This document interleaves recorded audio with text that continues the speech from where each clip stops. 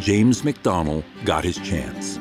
The U.S. Army Air Corps solicited proposals to design a new experimental fighter. They really wanted to break the mold. They wanted to come up with something very different. It was the kind of challenge McDonnell was ready to take on. Design and build a plane that tested the limits of aviation technology. And that's really where he got his start, deliberately trying to build an airplane that did not look like fighters that were around then. McDonnell began with an engineering concept that had long intrigued him, maximizing the aerodynamics of an airplane by seamlessly blending the wing and the fuselage into one smooth, continuous surface. The Army Air Corps responded by awarding the company a contract to build 2 prototypes. They gave the plane the designation XP-67, the X for experimental. The XP-67 was an exercise in extreme aerodynamic efficiency.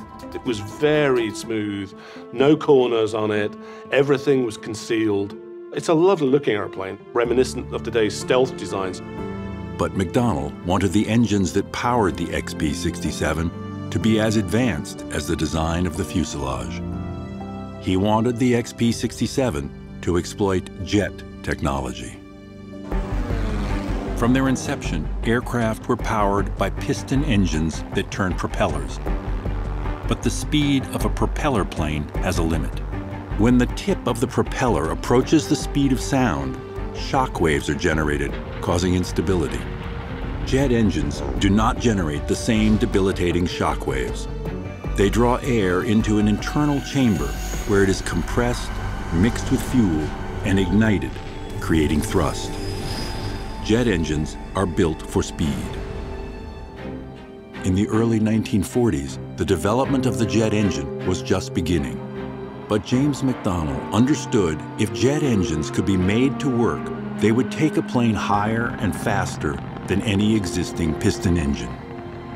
At a time when most people were ignorant of the jet engine, he knew what was coming. He was looking way ahead. McDonnell secured a $20,000 contract from the Army Air Corps to research jet propulsion for aircraft. When it lapsed, he committed the company's own funds to continue the research. McDonnell was not held back by the piston engine mentality, and they could think of things and come up, develop concepts that were not yet available. In December of 1941, McDonnell wrote a note to himself in his journal. Sell Army XP-67 with jet propulsion.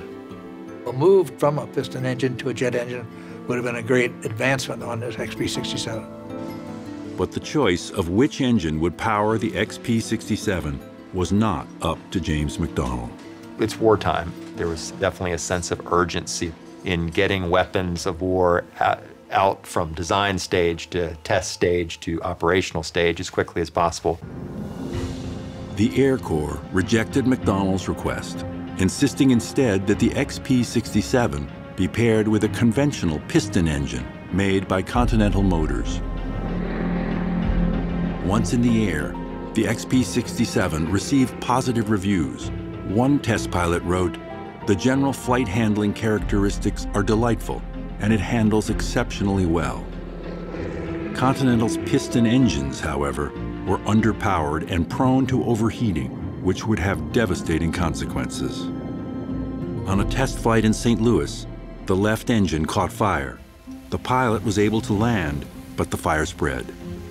The first experimental airplane they had, one of the engines caught on fire and burned up, the airplane burned up, and that was the end of that contract. But the XP-67 had proven that McDonnell Aircraft was a company willing to challenge conventional thinking. One needs to just take a look at that aircraft to show that he's someone who is definitely not afraid to think outside the box. Experiments often fail. The XP-67 never went beyond the first prototype that was built. But the thousands of advanced jet fighters that McDonnell Aircraft would one day build are the legacy of this remarkable and beautiful plane.